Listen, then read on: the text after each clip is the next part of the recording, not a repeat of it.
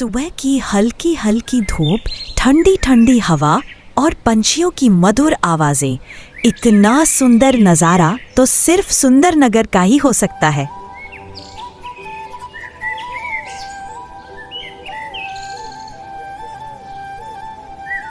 इसी सुंदरनगर में शंभू चाचा रहते थे। शंभू चाचा की प्रशंसा हर दूसरे गांव में होती रहती थी। चाचा के वेज थाली के चर्चे हर किसी की जुबान पर थे। स्वाद में तो भरपूर थी, लेकिन उसे गरीब से गरीब आदमी अपना पेट भर सकता था। चाचा हर सोमवार सुबह उठकर बाजार चले जाते थे। वे हमेशा 10 किलो पनीर, 10 किलो चावल और 5 किलो मिठाई भी लाते थे और आकर बहुत ही प्रेम से अपने चाहने वालों के लिए खाना तैयार करते थे। चाचा हर सोमवार को ठेला लगाते थे। वैसे तो हर दिन होटलों का काम अच्छा चलता था, लेकिन सोमवार के दिन सभी होटलों का काम ठप रहता था। चाचा की वेज थाली, जो कि सिर्फ 10 रुपए की थी, सोमवार के दिन बहुत भीड़ रहती थी। इसी वजह से कई होटल वाले चाचा से जलते भी थे।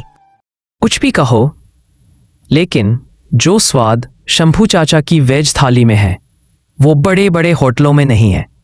मैं तो रोज यही सोचता हूं कि जल्दी से सोमवार आए। चाचा रात को घर पहुंचते हैं और वो सो जाते हैं।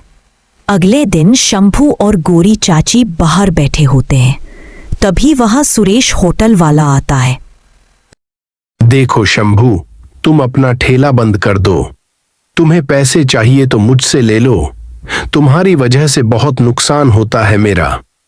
अपना ठेला बंद कर दो, वरना सीधी उंगली से घी नहीं निकलता। तो मुझे उंगली टेढ़ी भी करनी आती है।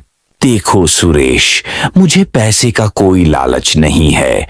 मैं ये ठेला बस इसलिए लगाता हूं ताकि गरीबों का भी पेट भर सके। सिर्फ सोमवार को ही तो लगाता हूं, बाकी के दिन तो अच्छी कमाई होती है तुम्हारी। मैं ठेला बंद नहीं करूंगा।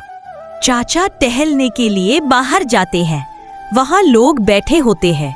तभी सोहनलाल शंभू से कहता है, अरे शंभू, आज तो मजा ही आ गया खाना खाकर।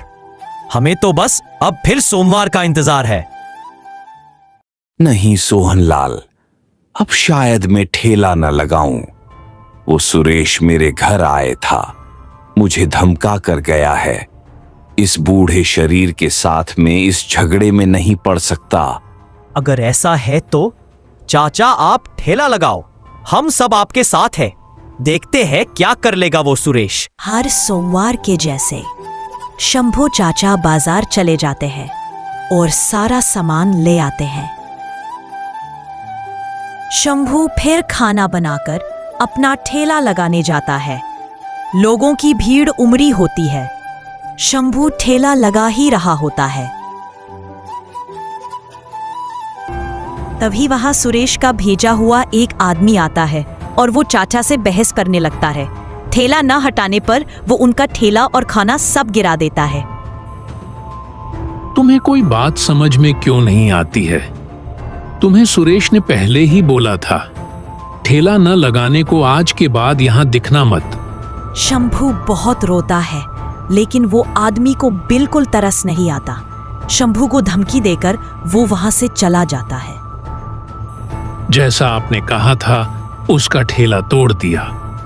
अब वो कभी अपनी दुकान नहीं लगा पाएगा। सभी गांव वाले वहां पुलिस को बुला लेते हैं। सुरेश, तुम्हें बिल्कुल शर्म नहीं है?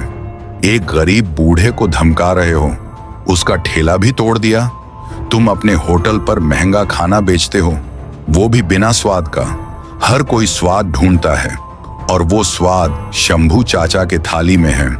बहुत हो गया, अब चलो अपना होटल जेल में लगाना। कांस्टेबल ले चलो इन दोनों को।